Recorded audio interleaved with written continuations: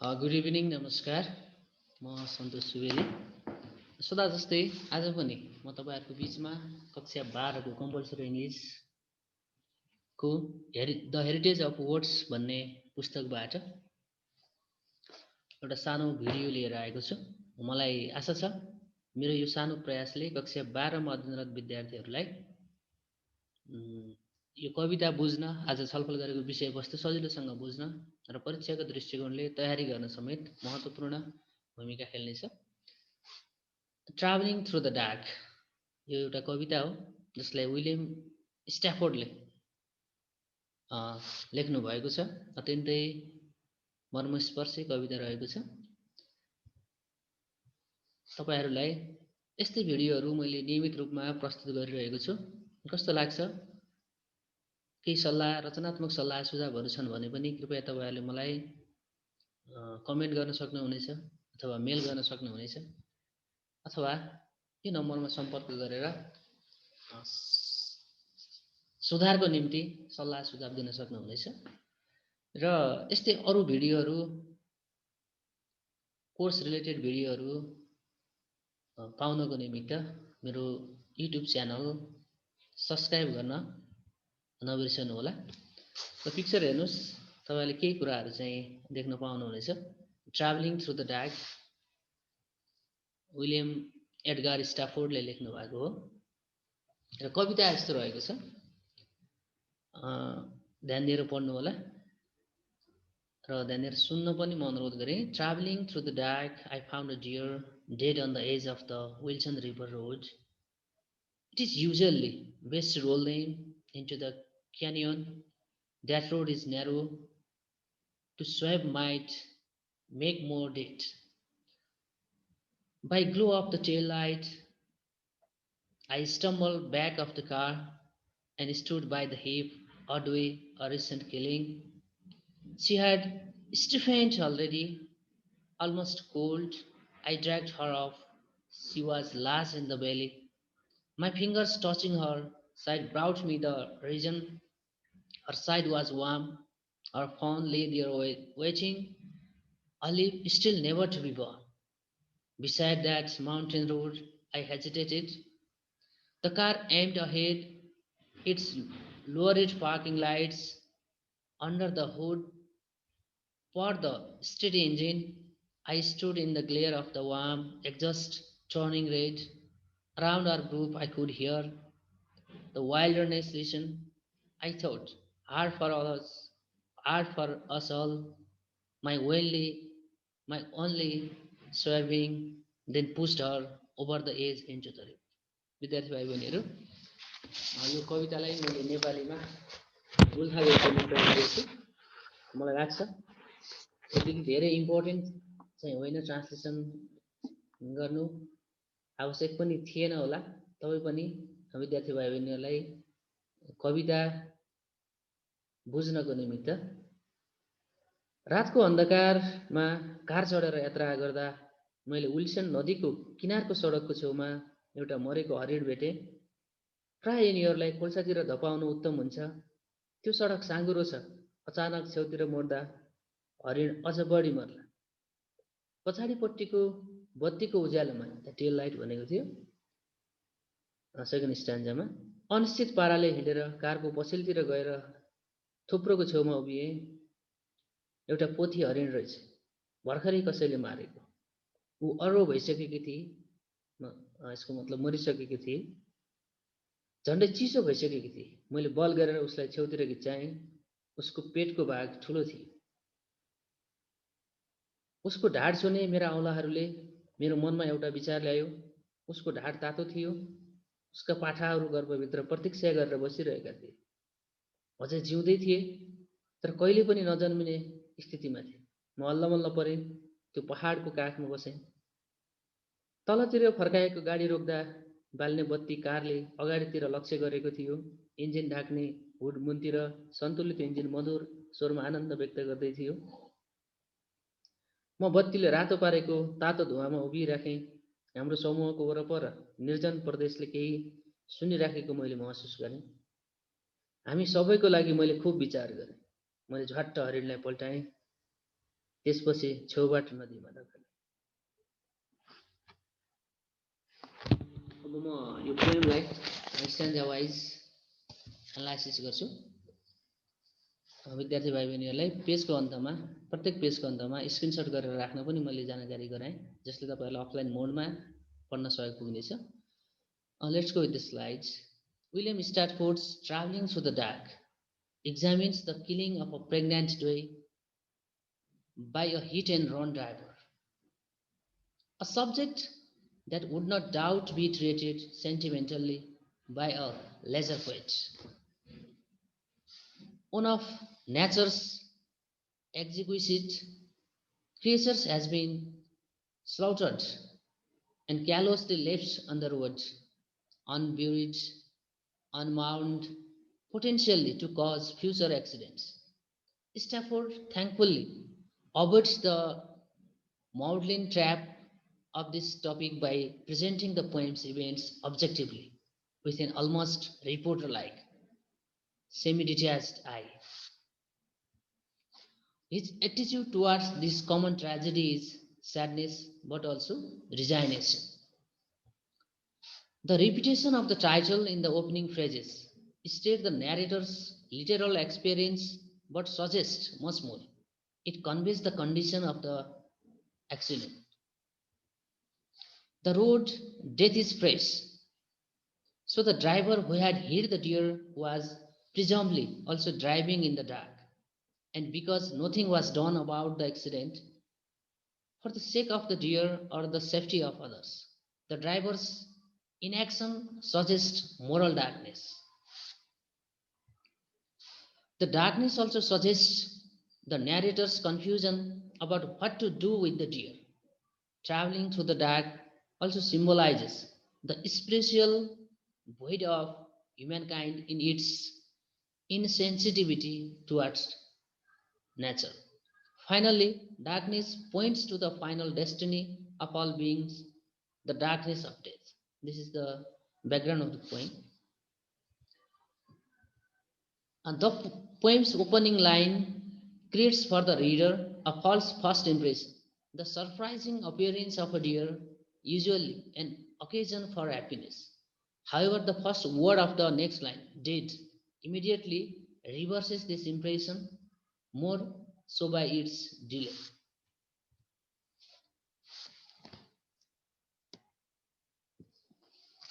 Following the pause at the end of line 1 and at the beginning of line 2, dead receives extra emphasis placed where it is in the poem. The word can hardly be pronounced without producing a dull, flat thought. In this context, it is more than surprising. It is appalling, like the experience of a driver negotiating a mountain bend and seeing a dead deer for the first time.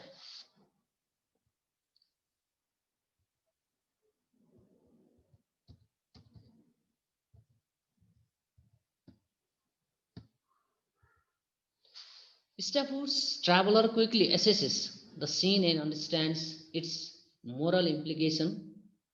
It is his duty to roll the deer into the canyon.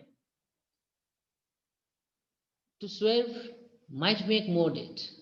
The word swerve here means neglect of duty, but it also suggests that kinetic image of a swerving automobile, the event that killed the deer. The second stanza examines the dead deer more closely under the rush glare of tail lights, an iron infernal scene that links the traveler's vehicle with that of hit run driver.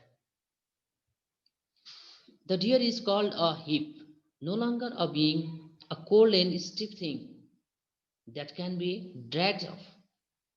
Then we learn that it is a pregnant doe, a detail that moves our emotions from sympathy to the brink of pathos. However, Stafford's language is precise and controlled. He doesn't want to be inflammatory. Understanding the situation, he simply says, she was large in the belly.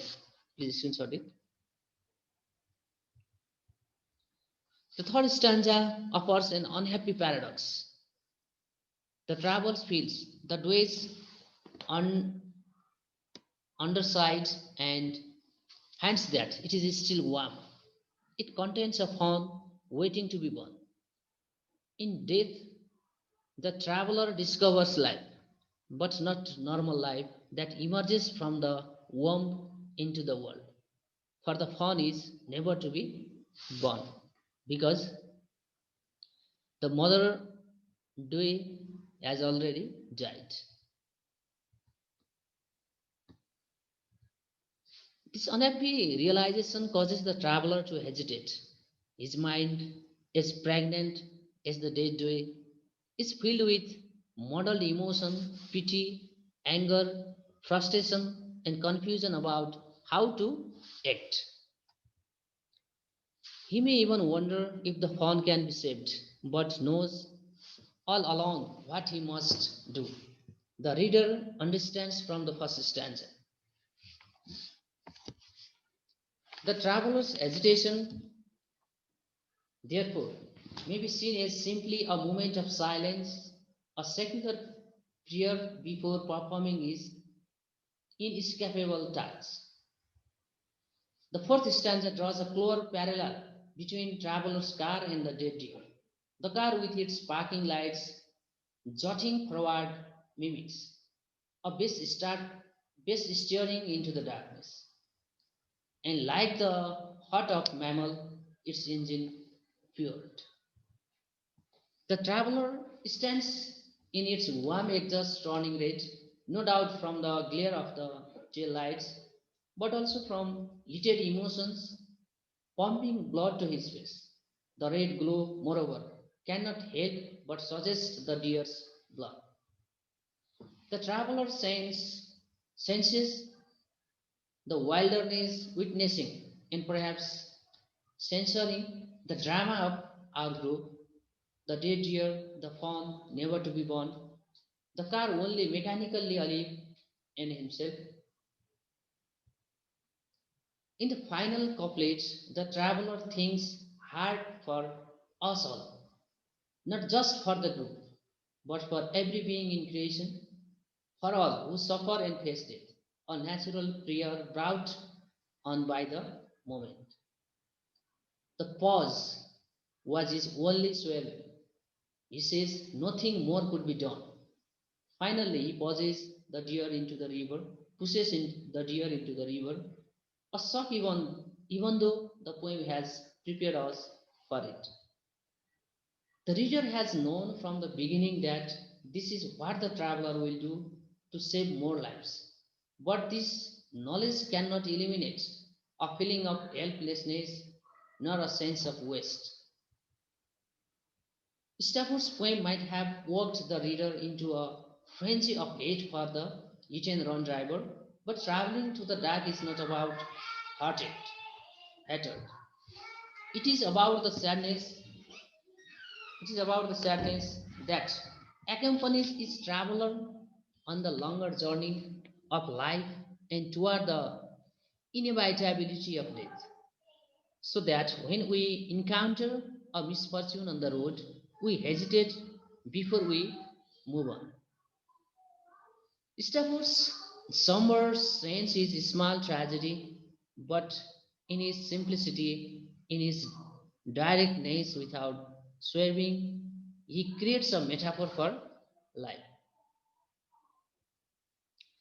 विद्यार्थी भाइ बहिनीहरू पोइमको paraphrase अथवा analysis मैले गरेँ र यो कविताको बारेमा मैले थप भन्नुपर्दा it is a beautiful short piece by William Stafford depicting the conflict between the human mind and human heart. That is the conflict between the mind, or we may say a sense of responsibility, and the heart, the compassion and emotion of the poet. In this poem, Stafford presents a great tension between two realities, two systems of life. On one hand are efficiency and responsibility, unglamorous virtues that we learn to admire when we face danger or loss. On the other hand, there are emotions we face danger or loss. On the other hand, there are emotions warmer than efficiency and deeper than good judgment, where on the scale of rational decision making is the protagonist to weigh what he feels when he touches the door's side. Our fawn lay there, waiting, alive, still never to be born. Stafford's poem is strong because he does full justice to both sides of the conflict. Mainly, this poem is about a man who makes a decision to finish up the day and keep moving with himself, keep moving with his life. The day was hot and pregnant, but the fawn was never to be born. This is just the poem at the top level, but I believe this poem is used to represent this poem is used to represent war. Is the man is walking one night through the battlefield. He comes upon a this battlefield. He comes upon obviously this body is just someone who got caught up in the war and lost his or her life. He has the choice to leave the body there to rot or just get rid of it. His decision is one that will represent the whole thing. The man then decides to push the body into the river, ending its life, and then continues with his own. This poem could represent the sacrifice of war. Okay, let's talk about the summary of the poem. परीक्षामा चाहिँ प्रायः जस्तो चाहिँ summary सोध्ने गरेको छ त्यसले गर्दा the poem traveling through the dark depicts the internal conflict between the mind, a sense of responsibility, and heart, the compassion of the narrator. At the same time, through the symbolic dark of the title, the poet is able to portray that the growing affinity of human with the machine is tempting them to collide with the nature, a collision which will be threatening for all the living species on the planet, not only Adore. On a dark night, the narrator was driving his car on Wilson River Road. At the edge of the river, he found a dead deer. His common sense told him to roll that deer into the gods because the road was narrow and a slight carelessness might call for more accidents. He stopped his car and went near to it. It was a doe and had been dead. But when he dragged it, he found that it was pregnant. When he observed its belly closely, he sensed that the fawn inside it must be alive. But he also knew that it could not be born. The tragic fate of the fawn made him emotional. It was difficult for him to throw the body into the gods because it would kill the baby instantly. His dilemma and inactness blocked the street. He listened to the people getting restless as everybody was in a hurry to go. They immediately wanted the road to be opened. The narrator thought very deeply and concluded that it wasn't practical to leave the dead body of the doe on the street. It could make more accidents. Therefore, he threw it into the gods and chose to perform his duty. यो समरीलाई एकचोटि screenshot गर्नु होला। अब हामी यो कवितासँग सम्बन्धित केही प्रश्नहरूको बारेमा छलफल गर्छौँ जसले कवितालाई अझ गहिरोसँग अझ राम्रोसँग बुझ्न सहयोग पुग्नेछ। Explain the title of the poem. Who are all those traveling through the dark? By the title, we know the speaker is driving a motor in the dark. He travels through the heights and along the jungle. He is a nature lover.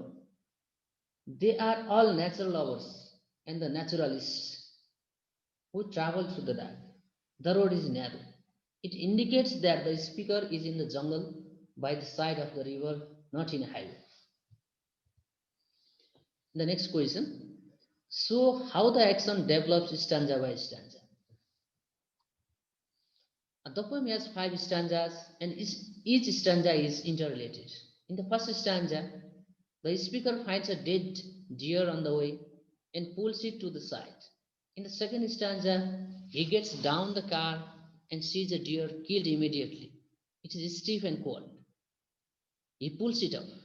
In the third stanza, the speaker doesn't act but thinks seriously about the living fawn inside the belly of the deer. In the fourth stanza, he explains the sounds of machine in the car in the isolated place. And in the last stanza, he pauses, pushes the deer into the river. The next question, at what point does the physical action cease to be replaced by another? Answer. In the third stanza, the physical action ceases and mental actions begins. The speaker feels the warm belly of the dead doe and seriously thinks about the future of the fawn and imagines different things about it. How do the last two lines complete both types of action? Last couplet, man. The last two lines complete both physical and mental activities. The first line of the last stanza shows mental activity, and the speaker thinks about the living creatures and nature. But the last two lines describes the physical activity of the speaker, and he pulls the doe into the river. Both activities end. The next question. What is the meaning of the last two lines of the poem? Does the poem moralize? The last two lines के छ त भन्दाखेरि I thought hard for us all, my only swerving, then pushed her over the edge into the river. And the answer. The last two lines in the poem means there is a problem in the environment and problem of life. The life problem can't be corrected because the doe is already killed, which is bitter reality. The dead body can pollute the environment, and the speaker has morality to last duality of life and to keep environment clean. So he completes his duty. Question number 6. Do you think the reference to the olive but never to be born found sentimental?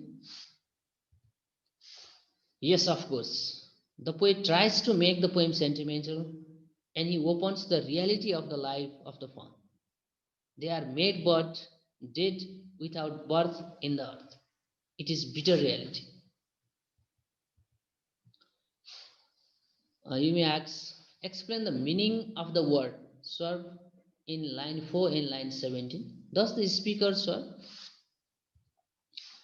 In line 4 of the words, swerve means to change the direction of the car, and in the line 17, the word swerve means to change the idea.